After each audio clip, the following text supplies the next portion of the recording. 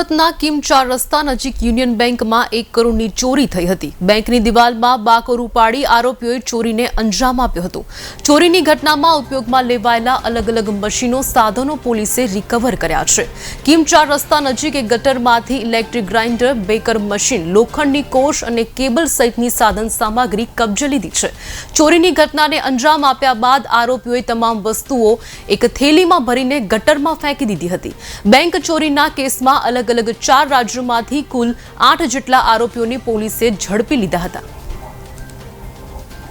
ગઈ 16-17 તારીખની રાત્રે કિમ ચોકડી ખાતે આવેલ યુનિયન બેંક ઓફ ઇન્ડિયામાં ગરફોડનો એક બનાવ બનેલ, જે સંદર્ભે કુલ અલગ-અલગ રાજ્યના 8 આરોપીઓને અટક કરવામાં આવેલ છે।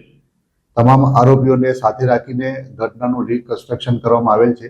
આજ રોજ પંચો રૂબરૂ કિમ ચોકડી ખાતે આવેલ ગંદા પાણીની જે ગટર લાઈન છે તેમાં સર્ચ કરતા દિવાલ તોડવા માટે વપરાયેલ ડ્રીલ મશીન, ગ્રાઇન્ડર અને એક કોસ જેવો લાંબો સળિયો જપ્ત કરવામાં આવેલ છે। હજુ આ ગુનામાં જે માસ્ટર માઇન્ડ કહેવાય એવો એક સૂરજ કરીને જે આરોપી છે તેને પકડવાનો બાકી છે।